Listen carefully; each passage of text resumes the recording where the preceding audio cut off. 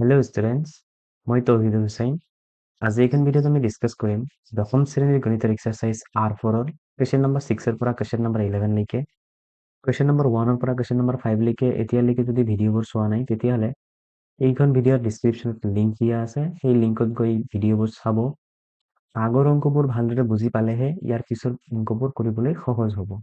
এইখন ভিডিঅ'ত আমি আলোচনা কৰিম এক্সাৰচাইজ R4-ৰ কুৱেশ্যন নম্বৰ 6। কুৱেশ্যন নম্বৰ 6-ত দিয়া আছে তলৰ সংখ্যাবোৰ প্ৰামাণিক ৰূপত প্ৰকাশ কৰা।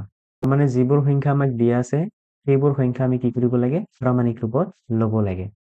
কোনো সংখ্যাক প্ৰামাণিক ৰূপত ল'বলৈ হ'লে আমি দুটা নিয়ম ফ'ল' কৰিব লাগে। এক নম্বৰ নিয়ম হৈছে যে সংখ্যাটোত যদি দশমিক নাথাকে আমি দশমিক লৈ আহিব লাগিব। ইয়াত কোনো ধৰণৰ দশমিক নাই, তো দশমিক লৈ আহিব লাগিব। নাম্বাৰ 2 নিয়ম হৈছে যে ইয়াতে আমি 10ৰ ঘাতৰ পূৰণফল হিচাপে প্ৰকাশ কৰিব লাগিব। এই যিটো সংখ্যা আছে এই সংখ্যাটোক দশমিকত লৈ ইয়াৰ লগত আকৌ 10 মাল্টিপ্লাই কৰিব লাগিব। 10 মাল্টিপ্লাই নাইবা 10ৰ পাৱাৰৰ মাল্টিপ্লাই কৰিব লাগিব। এক নম্বৰ প্ৰশ্ন দিয়া আছে 343 লগতে 4টা 0। এই যিটো সংখ্যা আছে এই সংখ্যাটোক আমি প্ৰামাণিক ৰূপত প্ৰকাশ কৰিবলৈ হ'লে আমি পোনপ্ৰথমে ইয়াতে এটা দশমিক লৈ আহিব লাগিব। তো দশমিক আমি ক'ত লৈ আহিব লাগিব আৰু কেনেকৈ লৈ আহিব লাগিব এইটো বুজিবলৈ হ'লে আমি এটা সৰু এক্সাম্পল ল'ম। এই 2 সংখ্যাটোক মই 2.0 বা 2.00 বুলি লিখিব পাৰোঁ। কেতিয়াবা আমি কিছুমান টকাৰ ৰিচিপ্টত দেখা পাওঁ যে 2.00 বুলি লিখে। বেংকত যেতিয়া আমি টকা জমা ৰাখোঁ, 500 টকা এটা জমা ৰাখিছোঁ, তেতিয়াহ'লে কি লিখে? 500.00 বুলি লিখে। দশমিকৰ পিছত যদি কি কণ্টিনিউৱাছলি 0 আহি থাকে তেতিয়াহ'লে আমি এই দশমিকৰ পিছত দশমিক আৰু এই 0 বিলাক নিলিখিলেও হয়। তো গতিকে এই 500 যে সংখ্যাটো আছে এই 500ৰ পিছত কি আছে? এটা দশমিক আছে। একেদৰে মই যে 2 লিখিছোঁ এই 2ৰ পিছত কি আছে? 00 আছে। তো 2 আৰু 2.00 দুটা সংখ্যা একে হয়, দুটা মান একে হয়। এতিয়া মই যদি কওঁ এই যিটো সংখ্যা আমাক দিয়া আছে প্ৰশ্নত ইয়াৰ দশমিক ক'ত আছে? তো মই একেদৰে কি ক'ম? ইয়াৰ দশমিক শেষত আছে। তো আমি কি কৰিব লাগে? যদি কোনো সংখ্যাৰ দশমিক নাই তো আমি প্ৰথমতে ভাবি ল'ম ইয়াৰ শেষত দশমিক আছে। তো এই দশমিকটো আমি ল'ব লাগে এনেকুৱা এটা স্থানত যিটো স্থানত ল'লে সেই দশমিকৰ আগত অকল মাত্ৰ এটা অংকহে থাকে। তেতিয়াহ'লে মই কি কৰিম? দশমিকটো ইয়াৰ পৰা এই 3ৰ পিছত লৈ যাম। তেতিয়াহ'লে কি হ'ব? দশমিকটো যদি মই ইয়াতে লিখো তেতিয়াহ'লে কি হ'ব? এই দশমিকৰ আগত অকল এটাহে অংক থাকিব। মই যদি ইয়াতে দশমিক বহাও তেতিয়াহ'লে কি হ'ব? 3.43।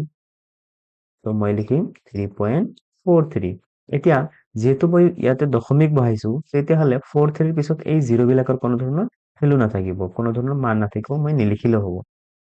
নেক্সটত মই মাল্টিপ্লাই কৰি এই যিটো সংখ্যা আছে যিহেতু ইয়াত দশমিক নাছিল তো মই দশমিক লৈ আহিছো, গতিকে ইয়াতে মই 10 টু দি পাৱাৰ আকাৰত প্ৰকাশ কৰিব লাগিব।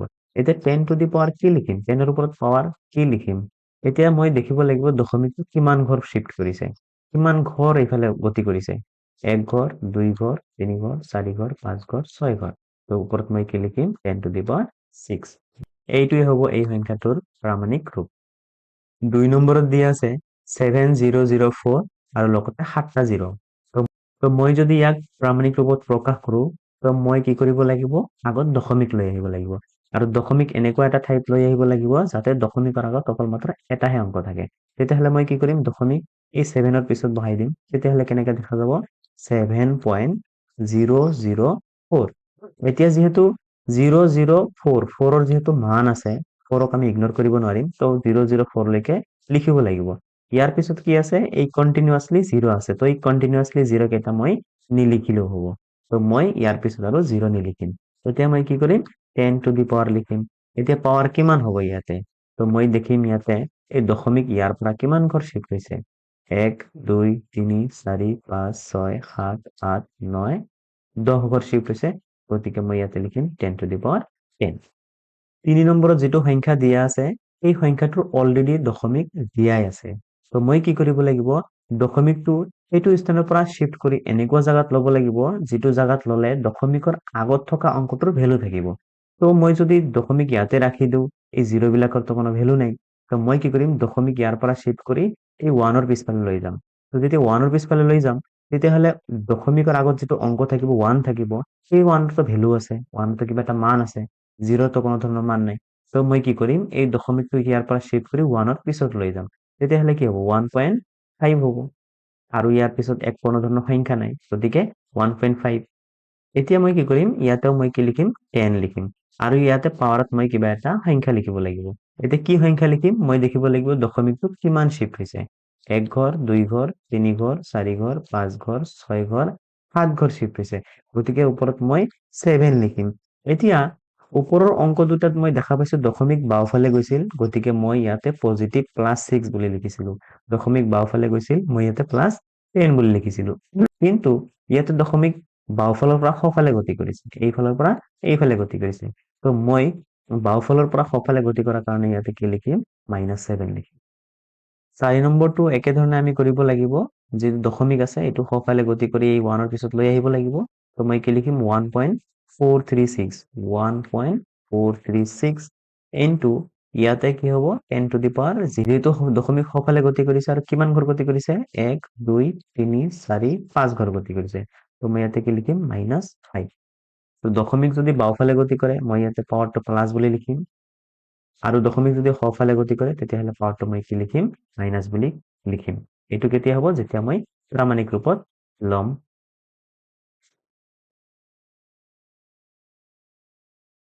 7 নম্বৰ প্ৰশ্ন দিয়া আছে, তলৰ সংখ্যাবোৰ সাধাৰণ ৰূপত প্ৰকাশ কৰা। 6 নম্বৰ প্ৰশ্নত আমাক সাধাৰণ সংখ্যা দিয়া আছিল, কিন্তু সাধাৰণ সংখ্যাবোৰ আমি প্ৰামাণিক ৰূপত প্ৰকাশ কৰিছো। 7 নম্বৰ প্ৰশ্নত আমি কি কৰিব লাগে, ইয়াৰ উল্টা কৰিব লাগে। আমাক প্ৰামাণিক ৰূপ দিয়া আছে, সেইটোক আমি কি কৰিব লাগে, সাধাৰণ ৰূপত প্ৰকাশ কৰিব লাগে। আমি ইয়াৰ পৰা দশমিক উঠাব লাগিব আৰু লগতে 10 টু দি পাৱাৰ 9 টো নোহোৱা কৰিব লাগিব। 1 নম্বৰ প্ৰশ্ন দিয়া আছে 1.0001 ইনটু 10 টু দি পাৱাৰ 9। এই যিটো সংখ্যা দিয়া আছে, এই সংখ্যাটোক আমি সাধাৰণ ৰূপত প্ৰকাশ কৰিবলৈ পোনপ্ৰথমে মই কি কৰিব লাগিব, এই যিটো 10ৰ পাৱাৰ আছে সেইটো দেখিব লাগিব। সেই 10ৰ পাৱাৰটো পজিটিভ আছে না নিগেটিভ আছে। যদি পজিটিভ থাকে দশমিক সোঁফালে গতি কৰিব আৰু যদি নিগেটিভ থাকে দশমিক কি কৰিব, বাওঁফালে গতি কৰিব। এতিয়া মই কি কৰিম, যিহেতু পজিটিভ আছে তো এই দশমিকটো সোঁফালে শিফ্ট কৰাম। এতিয়া সোঁফালে কিমান ঘৰ শিফ্ট কৰিম বা কিমান ঘৰ লৈ যাম, তেতিয়াহ'লে ইয়াতে যিটো পাৱাৰ আছে সেইটো দেখিব লাগিব। যিহেতু 9 আছে পাৱাৰ, তো মই 9 ঘৰ সোঁফালে লৈ যাম।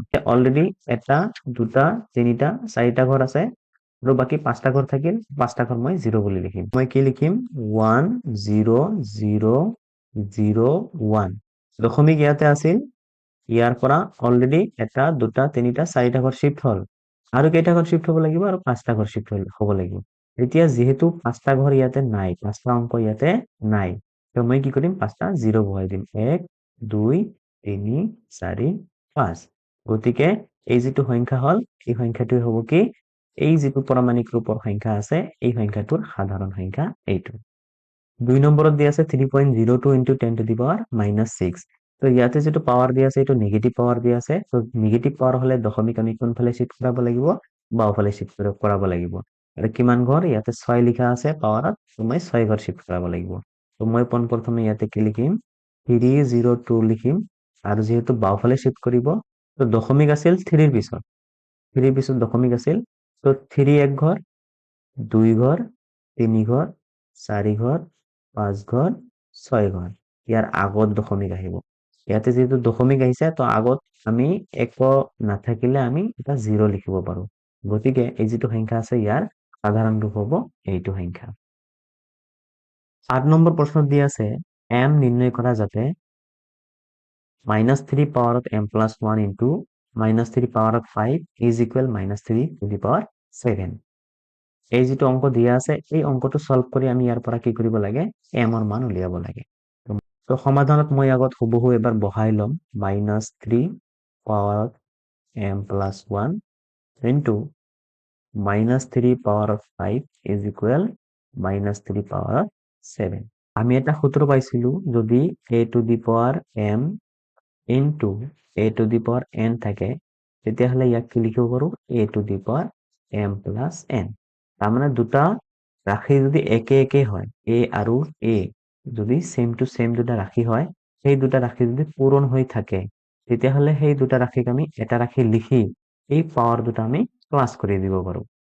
মই উদাহৰণ দি বুজাই আছো, যে মই যদি 2 টু দি পাৱাৰ 5 থাকে ইনটু 2 টু দি পাৱাৰ যদি 7 থাকে, তেতিয়াহ'লে এই 2 আৰু এই 2 যিহেতু একে হয়, তেতিয়াহ'লে মই দুটা 2 নিলিখি এটা 2 লিখিম আৰু এই যি দুটা পাৱাৰ আছে, এই পাৱাৰ দুটা প্লাছ কৰি দিম। যদি মাজত পূৰণ থাকে, তেতিয়াহ'লে আমি পাৱাৰ দুটা প্লাছ কৰিব লাগে। 5 যোগ 7, তো মই 5 প্লাস 7 লিখিম आंसर কি হ'ব 2 টু দি পাৱাৰ 12 তো যেটো অংক আমাক দিয়া আছে ইয়াতে ভালদৰে লক্ষ্য কৰিলে দেখা পাম যে -3 আৰু -3 কি হয় সেম হয় তো গতিকে মই -3 আৰু -3 পূৰণ কৰিলে এটা -3 লিখিম আৰু যেহেতু একে সংখ্যা হয় পূৰণ কৰিলে কি হ'ব পাৱাৰ বিলাক কি হ'ব প্লাস হ'ব তো মই লিখিম m+1 এইটো পাৱাৰ আৰু ইয়াৰ লগত এইটো পাৱাৰ কি কৰিম প্লাস কৰিম +5 ওকে ইয়াতে ইকুৱেল আছে ইকুৱেল লিখিম আৰু ইফালে আছে কি -3 টু দি পাৱাৰ 7 ইয়াতে পাৱাৰত যদি সমাধান কৰো তেতিয়াহলে কি হ'ব -3 to the power m plus 1 আৰু 5 প্লাস কৰিলে কিমান হ'ব 6 ইয়াতে লিখিম -3 টু দি পাৱাৰ 7 এতিয়া সমান সমানৰ বাওফালে আৰু সমান সমান সোঁফালে যে দুটা সংখ্যা আছে এই দুটা সংখ্যা সেম টু সেম সংখ্যা আছে গতিকে মই কাটি দিব পাৰো আৰু ওপৰত কি আছে m+6 তো ইয়াতে লিখিম m+6 আৰু ইফালে লিখিম কিমান 7 তো মই যদি m টো ৰাখি দিও আৰু 6 টো যদি বাওফালৰ পৰা সোঁফালে লৈ যাও তেতিয়াহলে কি হ'ব 6 এইফালে কি হৈ আছে প্লাস হৈ আছে তো সমান সমান পাৰ হৈ সেইফালে গলে কি হ'ব -6 হ'ব গতিকে m ইকুৱেল কি হ'ব 7 ৰ পৰা 6 বাদ দিলে কিমান হ'ব 1 হ'ব গতিকে m equal to 1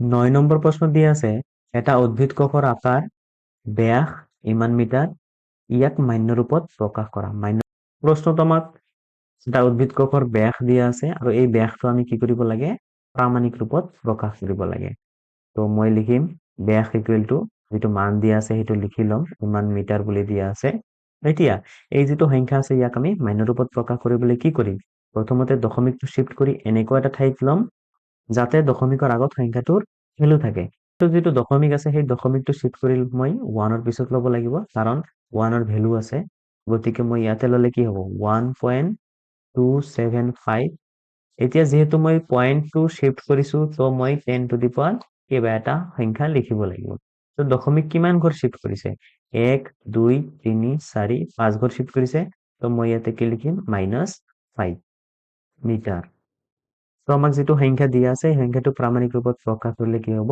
1.275 into 10 to the power -5 metre 10 number প্ৰশ্ন দিয়া আছে এটা থাকত 20 মিলিমিটাৰ বেধৰ 5খন কিতাপ 0.016 মিলিমিটাৰ বেধৰ 5 খিলা কাগজ আছে থাকত মুঠ বেধ কিমান মানে প্ৰশ্নত কি দিয়া আছে এনেকুৱা এটা থাক দিয়া আছে আৰু থাকত কি আছে বহুত বিলাক কিতাপ আছে কিমানটা কিতাপ আছে 5খন কিতাপ আছে তো ইয়াতে 5খন কিতাপ আছে আৰু লগতে কি আছে 5 খিলা কাগজ আছে 5খন কিতাপ আছে আৰু লগতে 5 খিলা কাগজ আছে এখন কিতাপ যদি 20 মিলিমিটাৰ কে হয় তেতিয়া 5খন কিতাপ কি হ'ব 5 এৰে পূৰণ কৰিব লাগিব তেতিয়াহলে 5 20 গুণ কিমান হ'ব 100 মিলিমিটাৰ হ'ব ঠিক একেদৰে এখিলা কাগজ যদি 0.016 মিলিমিটাৰ হয় তেতিয়াহলে 5 খিলা কাগজৰ থিকনেস কিমান হ'ব 0.016 into 5 হ'ব তো মই কি কৰিব লাগিব এই দুটা আৰু এই দুটা পূৰণ কৰি যোগ কৰিব লাগিব কৰিলেহে টোটাল এই থাকটোৰ আমি মুঠ বেধ পাম মই সমাধানত লিখিম 5 into 20 মানে 5খন কিতাপ আছে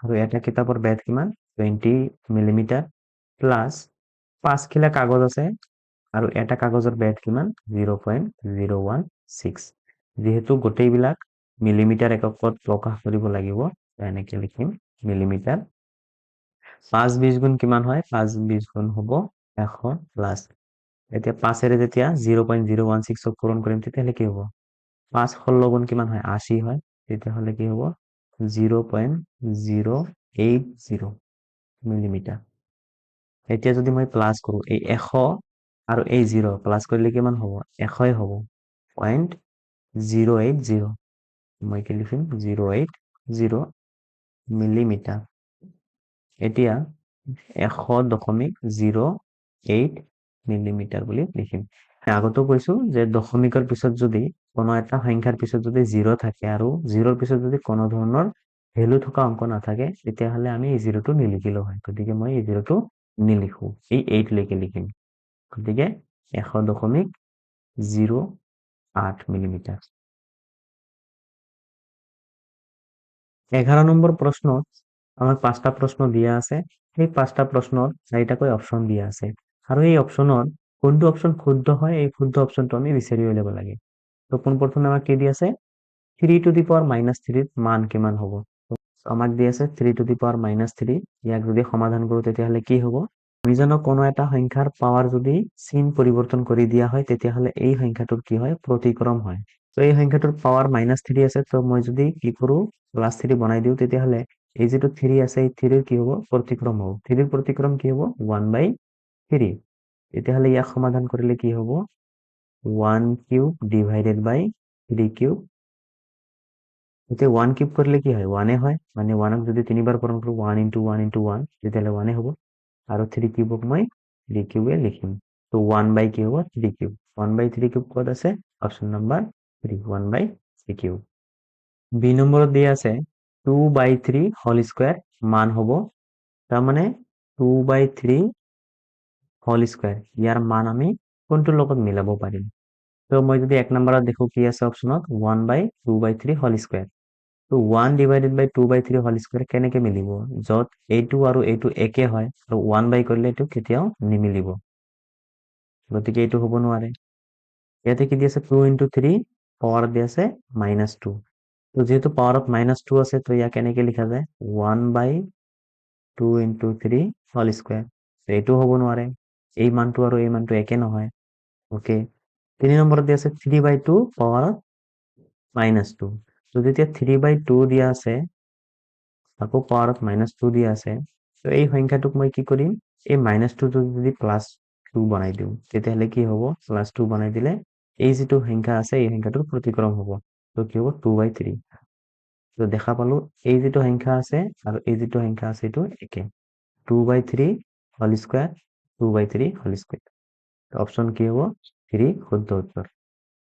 নম্বৰ দি আছে -2/3 হোল টু দি পাৱাৰ 4। তো মই সাইডত ইয়াক সমাধান কৰিম। 2/3 হোল টু দি পাৱাৰ 4, আগত এটা মাইনাস দিয়া আছে। এতিয়া মই যদি এই পাৱাৰ 4টো বিতৰণ কৰো, পাৱাৰ 4টো 2ৰ ওপৰতো দিব পাৰিম, পাৱাৰ 4টো 3ৰ ওপৰতো দিব পাৰিম, তেতিয়াহ'লে কি হ'ব? 2 to the power 4 divided by 3 to the power 4। এতিয়া মাইনাসটো কি হ'ব? মাইনাসৰ ওপৰত যেহেতু পাৱাৰ 4 আছে তাৰমানে মাইনাস আমি 4বাৰ পূৰণ কৰিব লাগিব। তো -4টা পূৰণ কৰিলে কি হ'ব? প্লাস হৈ যাব। তাৰমানে মাইনাসৰ ওপৰত পাৱাৰ যদি যুগ্ম সংখ্যা থাকে, সেই যুগ্ম সংখ্যা থাকিলে এই মাইনাসটো প্লাস হৈ যায়। তো 2 টু দি পাৱাৰ 4 মানে কি? 2 4বাৰ পূৰণ কৰিব লাগিব আৰু 3 4বাৰ পূৰণ কৰিব লাগিব। তেতিয়াহ'লে কি হ'ব? 2 2 গুণ 4, 2 গুণ 8, 2 গুণ 16 আৰু 3 3 গুণ 9, 3 গুণ 27 আর 3 গুণ 81 কিমান হ'ব? 16/81। 16/81 অপশন বি দিয়া আছে, গতিকে বি অপশন শুদ্ধ। 2 নম্বৰত দিয়া আছে 0.00064ৰ প্ৰামাণিক ৰূপটো হ'ল, তাৰমানে এই যিটো সংখ্যা দিয়া আছে ইয়াত প্ৰামাণিক ৰূপত ল'ব লাগিব। প্ৰামাণিক ৰূপত ল'বলৈ হলে আমি এটা সংখ্যাৰ কি কৰিব লাগে? দশমিকটো শিফট কৰিব লাগে, আৰু দশমিকটো এনেকুৱা এটা স্থানত ল'ব লাগে যাতে দশমিকৰ আগৰ যিটো অংক থাকে ইয়াত কি থাকে? এটা ভ্যালু থাকে। এই ইয়াৰ দশমিকৰ আগত 0 আছে, 0ৰ কোনো ভ্যালু নাই, গতিকে মই এই দশমিকটো শিফট কৰি এই 6ৰ পিছত লৈ যাম, যেহেতু 6ৰ মান আছে, 6ৰ ভ্যালু আছে। তো মই কি কৰিম? 6ৰ পিছত লৈ গ'লে কি হ'ব? 6.4 হ'ব। তো কি হ'ব? 6.4। এতিয়া 10 টু দি পাৱাৰ কিমান হ'ব? এতিয়া 0 কিমান ঘৰ শিফট কৰিছে? 1 2 3 4 5 ঘৰ শিফট কৰিছে, গতিকে ওপৰত কি হ'ব? 5। আৰু শিফট কোনফালে কৰিছে? সোঁফালে, গতিকে ইয়াতে হ'ব -5। ইয়াৰ শুদ্ধ উত্তৰ কি হ'ব? 6.4 × 10 টু দি পাৱাৰ -5। ক'ত আছে? Option number 4, 6.4 × 10 to the power -5। Number এ দিয়া আছে 2.03 × 10 টু দি পাৱাৰ -5ৰ মানটো হ'ব। তো এইটো প্ৰামাণিক ৰূপত দিয়া আছে, ইয়াক আমি সাধাৰণ ৰূপত প্ৰকাশ কৰিব লাগে। সাধাৰণ ৰূপত কেনেকে লয়? আমি 10 টু দি পাৱাৰ -5টো উঠাই দিব লাগিব আৰু দশমিকটো শিফট কৰাব লাগিব। তো যেহেতু 10 টু দি পাৱাৰ -5 আছে, তো দশমিক বাওঁফালে শিফট হ'ব কিমান ঘৰ? 5 ঘৰ। তো এই দশমিকৰ পৰা বাওঁফালে যদি 5 ঘৰ যাব লগা হয়, 1 ঘৰ অলৰেডি এটা আছে 2, তো ইয়াৰ পৰা আকৌ 4 ঘৰ যাব লাগিব। তো দশমিকৰ আগত এই 2টো 1 ঘৰ আৰু ইয়াৰ আগত 4টা ঘৰ দিলে 5 ঘৰ হৈ যাব। তেতিয়াহ'লে 4টা 0 বহাব লাগিব। 2ৰ আগত 4টা 0 কোনটো সংখ্যাত আছে? 2ৰ আগত 4টা 0 এইটো সংখ্যাত আছে, গতিকে এই সংখ্যাটো কি হ'ব? শুদ্ধ উত্তৰ হ'ব অপশন 2। ইয়াতে দশম শ্ৰেণীৰ গণিতৰ এক্সাৰসাইজ R4 সমাপ্ত হ'ল। যদি ভিডিঅ'টো চাই ভাল লাগিছে তেতিয়াহ'লে ছাবস্ক্ৰাইব কৰিব, লগতে নিজৰ বন্ধু-বান্ধৱীৰ সৈতে শ্বেয়াৰ কৰিব। যদি কোনো ধৰণৰ ডাউটছ থাকে, কোনো ধৰণৰ অসুবিধা থাকে তেতিয়াহ'লে নিশ্চয় কমেন্টছ কৰি জনাব। ভিডিঅ'টো চোৱাৰ বাবে ধন্যবাদ। আকৌ লগ পাম নেক্সট ভিডিঅ'ত।